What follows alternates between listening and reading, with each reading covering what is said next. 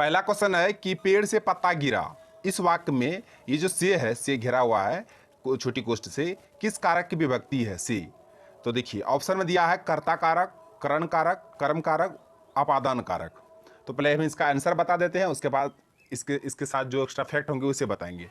पहले इसका आंसर हो जाएगा ऑप्शन डी, यानी कि अपादान कारक। कौन सा कारक? अपादान कारक। तो बता दें कारक के कुल कितने भेद होते हैं। तो कारक के देखिए हम बताएं, लिख के लाया है। तो कारक एवं उसकी विभक्तियां, इसे भी याद रखिए। कारक के 8 भेद होते हैं। कितने? 8 भेद होते हैं।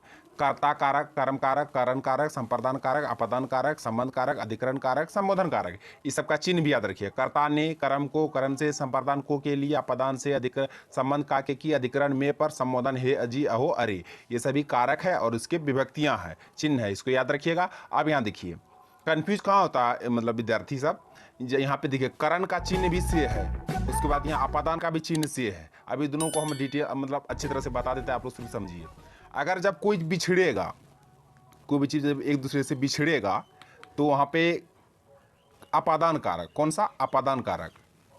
जैसे पेड़ से पत्ता गिर रहा है, मतलब पेड़ से पत्ता गिर रहा है, यानी पत्ता पेड़ से बिछड़ रहा है तब ना टूट के नीचे गिर गया। तो जब बिछड़ेगा, अलगाव होगा तो वहाँ अपादान कारक होगा। अगर वहीं अगर रहेगा मतलब चिपका हुआ, मैं इसे लिख देता कि वो समझ आए, चिपका हुआ रहेगा, चिपका हुआ यानी सटा हुआ रहेगा तो करण कारक। जिस तरह हम पेन, राम पेन से लिखता है, राम पेन से लिखता है, पेन जो लिखेगा तो वो पेन और उसका हाथ दोनों चिपका रहेगा, सटा हुआ रहेगा ना, हटा रहेगा तो कैसे लिखेगा? जब तक सटेगा नहीं हाथ और पेन तो उंगली कैसे लिखा जाएगा? तो यार जहाँ सटा हुआ रहेगा, चिपका हुआ रहेगा तो वहाँ करण कारक दीजिएगा से के लिए। जहाँ पे अलगाव होगा, बिछड़ाव होगा, मतलब हटेगा तो वहाँ पे से के लिए अपादान कारक दीजिएगा। तो ये दोनों में आप, आई होप आप कन्फ्यूज मत होइएगा। तो यहाँ देखिए पेड़ से पत्ता गिर रहा है तो अलग हो रहा है, बिछड़ा हो रहा है, इसलिए यहाँ पे अपादान कारक होगा, न कि करण कारक। आप इसे याद रखिएगा। ये 8 भेद को भी याद रखिएगा, उसका विभक्ति को भी याद रखिएगा। अब चलते हैं अगले क्वेश्चन की ओर। क्वेश्चन है कि खेतों में चारों ओर हरियाली है, हरियाली कौन सी संज्ञा है? नाउन है, आपको बताना है कि हरियाली कौन सी संज्ञा है। ऑप्शन में दिया है जातिवाचक, व्यक्तिवाचक, समूहवाचक, द्रव्यवाचक। तो हम इसका करेक्ट आंसर बता देते हैं। सॉरी यहाँ पे एक छूट गया, यहाँ सही आंसर भाववाचक ऑप्शन में दिए ही नहीं, भाववाचक। तो इसका करेक्ट आंसर ऑप्शन ई हो जाएगा, भाववाचक। हरियाली जो है वो कैसी संज्ञा है? भाववाचक संज्ञा है। हरियाली, ये जो हरियाली है ये भाववाचक संज्ञा। अब हम लोग भाववाचक संज्ञा कहेंगे किसे, हाँ ना, उससे जानने से पहले हम इसका भेद जान लेते हैं। संज्ञा आ गया तो हम देखिए प्रत्येक क्वेश्चन को हम बहुत ही डिटेल से बताएंगे, उसके भेद के बारे में बताएंगे, है ना। बिल्कुल कॉन्सेप्ट बहुत ही मतलब बेसिक है, आप लोग ध्यान से देखिएगा। चलिए यहाँ आगे संज्ञा, रुकिए, संज्ञा नाउन, इसके भेद है 5, जातिवाचक, व्यक्तिवाचक, समूहवाचक, द्रव्यवाचक, भाववाचक। ये 5 भेद है, संज्ञा के 5 भेद है। जातिवाचक, व्यक्तिवाचक, भाववाचक, समूहवाचक, द्रव्यवाचक। अब यहाँ देखिए जातिवाचक कहेंगे किसी, है ना, जिससे किसी जाति भर का बोध हो। जैसे लड़का बोलेंगे तो लड़का पूरा जाति आ गया, लड़की पूरी जाति आ गया।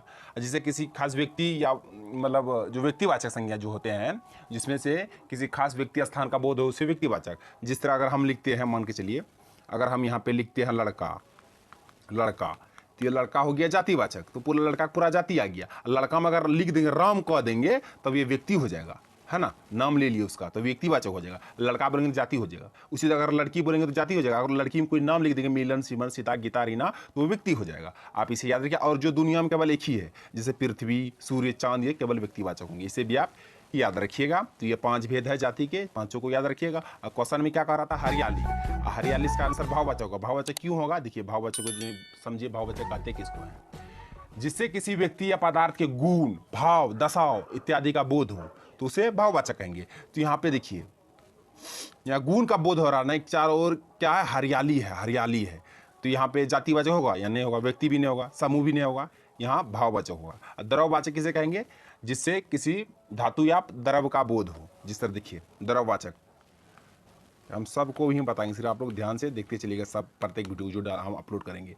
द्रव्यवाचक में जैसे हो गया धातु में क्या क्या लीजिएगा, मान के चलिए द्रव में लीजिए दूध, पानी, धातु में लोहा, है ना। जिसे आप इसी भी याद रखिए, जिसे नापा या तोला जा सकता है उसे द्रव्यवाचक कहेंगे, सीधी सी बात है ना। संज्ञा किसे कहेंगे? नाम को ही संज्ञा कहेंगे डायरेक्ट। कोई भी किसी व्यक्ति, वस्तु, स्थान, भाव आदि के नामों को हम लोग इसे पढ़ते थे, है ना। तो अब सीधी समझिए, नाम को ही संज्ञा कहते हैं। इसके 5 भेद होते हैं, 5 भेद को हम बता दिए। तो यहाँ हरियाली पूछ रहा था, हरियाली भाववाचक है, इसका गुण बता रहा है, इसलिए इसका करेक्ट आंसर ऑप्शन ई हो जाएगा, भाववाचक। तो अब चलते हैं अगले क्वेश्चन की ओर। ये सब जो एक्स्ट्रा फैक्ट बताएं आप इसे भी याद करते जाइएगा, है ना, आपके लिए बहुत ही ज़्यादा इंपॉर्टेंट होंगे। नेक्स्ट है मैं स्वयं भोजन कर लूंगी, मैं खुद से भोजन कर लूंगी, हमको किसी की जरूरत नहीं, हम खुद से कर लेंगे। तो यहाँ पे जो स्वयं आया है, स्वयं वर्ड, ये स्वयं कैसा सर्वनाम है? ये स्वयं बहुत ज़्यादा हम जो क्वेश्चन लेके आए, छांट छांट लेके आए हैं, जो कि एग्जाम के बहुत ज़्यादा चांसेस है पूछने का। तो यहाँ मैं स्वयं भोजन कर लूंगी, तो यहाँ स्वयं कैसा सर्वनाम है? ऑप्शन में दिया पुरुषवाचक, निश्चयवाचक, अनिश्चयवाचक, निजवाचक। तो हम सर्वनाम आया तो सर्वनाम से जितने भी क्वेश्चन बनेंगे हम सबको बताएंगे। पहले हमें इसका आंसर बता देते हैं। तो इसका करेक्ट आंसर हो जाएगा ऑप्शन डी, यानी कि निजवाचक होगा सर्वनाम। स्वयं या मैं अपने आप ही चला जाऊंगा, आप अगर आ जाएगा, मैं अपने आप ही ना सेंटेंस में आएगा, मैं अपने आप ही चला जाऊंगा। तो अपने आप ही, स्वयं ही, तो अपने आप ही स्वयं ही अगर आएगा तो समझ लीजिए निजवाचक है। तो निजवाचक सर्वनाम कहते किसको है? तो जिस सर्वनाम से अपने आप का या निज का बोध होता है उसे निजवाचक कहते हैं। मैं अपने घर चला जाऊंगा, है, मैं अपने घर गया, तो वहाँ निजवाचक हो जाएगा। तो अब चलिए सर्वनाम के भेद जान लेते हैं। देखिए सर्वनाम के 6 भेद, कितने भेद हैं? 6 भेद हैं। पुरुषवाचक, निश्चयवाचक, अनिश्चयवाचक, निजवाचक, संबंधवाचक, प्रश्नवाचक। ये 6 भेद को आप याद रखिएगा। ऐसे पूछ लीजिए तो सर्वनाम के कितने भेद हैं, संज्ञा के कितने भेद हैं, शब्द के कितने भेद हैं, संधि के कितने भेद हैं, कारक के कितने भेद हैं, समास के कितने भेद हैं, हम सबको भेद को भी बताएंगे क्वेश्चन के साथ ही, ताकि आपको यहीं पर समझ जाए। तो यानी कि सर्वनाम आ गया, सर्वनाम के 6 भेद है, 6 भेद का बता दी, पुरुषवाचक सर्वनाम, निश्चयवाचक, अनिश्चयवाचक, निजवाचक, संबंधवाचक, प्रश्नवाचक। तो यहाँ क्वेश्चन पूछा तो मैं स्वयं भोजन कर लूंगी, स्वयं आ गया तो निजवाचक हो जाएगा, है ना। पुरुषवाचक कहते हैं, रुको थोड़ा इसको बताते हैं। पुरुषवाचक देखिए जिस सर्वनाम से बोलने वाला, सुनने वाला या जिसके विषय में कहा जाए उसका बोध उसे पुरुषवाचक सर्वनाम कहते हैं। पुरुषवाचक सर्वनाम इसके भी 3 भेद है, पुरुषवाचक के भी 3 भेद है, उत्तम पुरुष, मध्यम पुरुष, अन्य पुरुष। पढ़े ही होंगे, उत्तम पुरुष, मध्यम पुरुष और अन्य पुरुष। उसके बाद निश्चयवाचक, जिसे किसी निश्चित मतलब पदार्थों का बोध हो, वस्तु का बोध हो, निश्चित का, है ना, तो उसे निश्चयवाचक कहेंगे। और जिससे अनिश्चय का हो तो उसे और निश्चयवाचक सर्वनाम कहेंगे। जैसे लगता है कोई आ रहा है, अरे बाबू पता नहीं चल रहा कौन आ रहा है, ये अनिश्चयवाचक हो गया। निश्चित क्या था? यह घोड़ा खूब दौड़ता है ना, यह घोड़ा खूब दौड़ता है, तो यहाँ पे यह आ गया निश्चयवाचक ना, यही घोड़ा जो बहुत दौड़ी चुके, ये निश्चयवाचक हो गया, वो अनिश्चयवाचक हो गया। निजवाचक तो बता ही दिया, स्वयं आ जाएगा। संबंधवाचक संबंध बताएगा, संबंधवाचक संबंध बताएगा। जैसे देखिए जो सोता है वो खोता है, जो सोता है वो खोता है, तो यहाँ पे जो मतलब जो है, जो का संबंध क्या है? वह से है। तो जो खोता है वो मतलब जो सोता है वो खोता है, जो का संबंध वो से है, ये संबंधवाचक सर्वनाम हो गया। अब प्रश्नवाचक क्या हो? जैसे प्रश्न का बोध हो, जैसे क्या हो, जैसे मांगने का तुम कौन हो, तुम क्या कर रहे हो, है ना, प्रश्नवाचक आ रहा है ना, तो ये प्रश्नवाचक सर्वनाम हो गया। तो इसी तरह से सबको आप याद रखिएगा, आपके लिए बहुत ही ज्यादा इंपॉर्टेंट होंगे। इसके हम बता दिए, सर्वनाम क्वेश्चन आया था बस, सर्वनाम से एक से इसके साथ जो भी क्वेश्चन बनाया था हम सबको बता दिए। अब चलते हैं अगले क्वेश्चन की ओर। क्वेश्चन है कि संन्यास का संधि विच्छेद। देखिए शब्द से शुरू किया, सर्वनाम आए, उसके बाद संज्ञा चली गई, या फिर शब्द संधि आ गए, है ना, कारक चले गए। तो इसी तरह से हम जो कराएंगे क्वेश्चन ना, आपको बाहर नहीं जाने देंगे व्याकरण में, हम गारंटी आपसे लेते हैं। तो देखिए संन्यास का संधि विच्छेद क्या है? सन जोड़ यास, संत जोड़ नियास, सन जोड़ नियास, सम जोड़ नियास। देखिए 4 है, चारों अलग अलग है, तो इसका करेक्ट आंसर ऑप्शन डी हो जाएगा, यानी कि संन्यास का संधि विच्छेद होगा सम जोड़ नियास। देखिए संन्यास लिखा कैसे जाता है? इसी सो अंश और आधार नो युवाकसो संन्यास ऐसे लिखिएगा, ये नहीं है नो नहीं दीजिएगा, ये ऊपर बिंदा नहीं दीजिए, दोनों यहाँ बिंदा भी होता है, आधार नो भी होता है ना। तो यहाँ शुद्ध वर्तनी वाला शब्द में ये आएगा लिखा हुआ, है ना, इसलिए बता दिए। संन्यास का संधि विच्छेद सम जोड़ न्यास, ये व्यंजन संधि है। कौन संधि है? हलंत लग गया ना, तो ये व्यंजन संधि है। कौन सा संधि है? व्यंजन संधि है, आप इसे याद रखिएगा। संन्यास कौन सा संधि है? व्यंजन संधि है। देखिए यहाँ संधि आ गया, संधि के भेद कितने हैं? 3 भेद है। कौन कौन है? स्वर, व्यंजन, विसर्ग, तीनों, जिसमें से कुछ भी नहीं रहे, ना हलंत रहे, ना हलंत रहे, इसमें आता हलंत, ना विसर्ग रहे, तो समझ लिया स्वर है, जिसमें हलंत है व्यंजन है, जिसमें विसर्ग है तो विसर्ग संधि हो गया।